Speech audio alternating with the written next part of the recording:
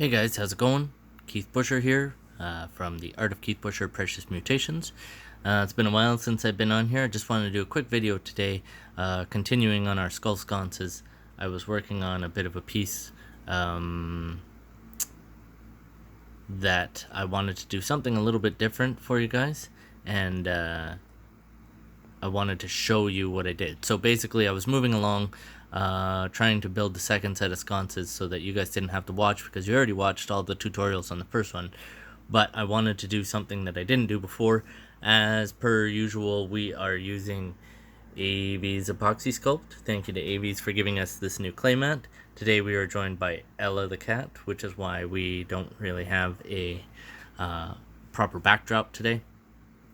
It's because she's laying on my backdrop and I don't have the heart to kick her off.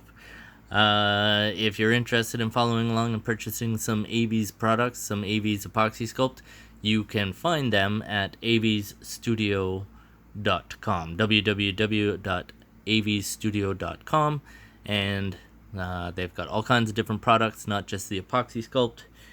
If you like them, just order up some stuff and tell them I sent ya, just for fun. I don't think it'll actually get you anything. Okay, so what I wanted to do for this particular skull piece is I want to add a dangling eye. So I'm going to show you how I make dangling eyes. Get out of here.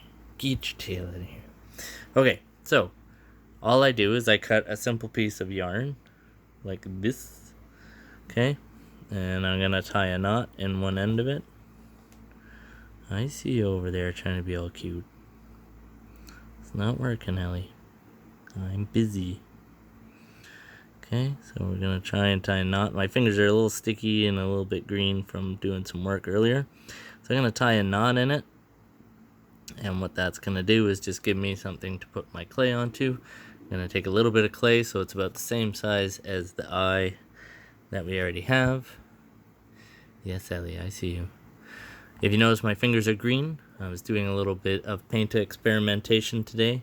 I can tell you for a fact that if you add green ink to bubble solution, blow bubbles, and catch it with a canvas, it does minimal to nothing, which is a little disappointing because I thought I was on to something there. But yep, it really, there's not enough pigment in the, or not enough soap, or not enough bubble, or whatever it is, to make a significant impact on your canvas. So if you were thinking of doing that, I've already solved the problem for you. Okay, so all I'm going to do is I'm going to put this white clay over top of the knot, and then I'm going to roll it into a ball. Okay.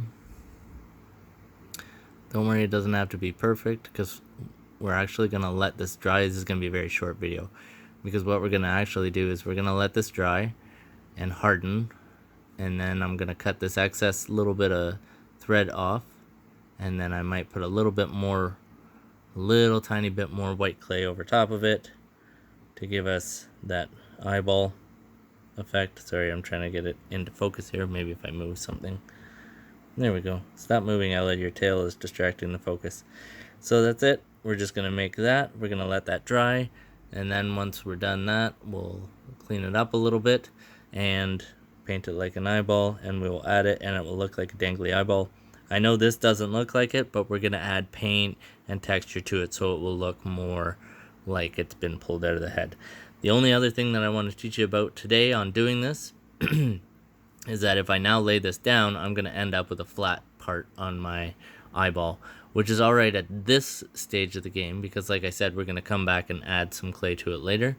But just so you know, if this is the final step with your eyeball, you don't want to just lay it somewhere and let it dry, because doing that will result in it having a flat spot on it. Alright, thank you very much for watching. Please subscribe to our channel if this is your first time watching. If it is not your first time watching, but you haven't found our Facebook or Instagram pages, please come along to @PreciousMutator on Instagram, or Art of Keith Busher Precious Mutations on Facebook, and give us a like, give us a follow, and see all the different projects that we're building. I got a really neat one that I just started. I'm probably not going to do a tutorial on it because it's so big, Plus, I want to keep some surprises for you guys later on. Okay? So very much, thank you for coming, and we will see you soon. Bye.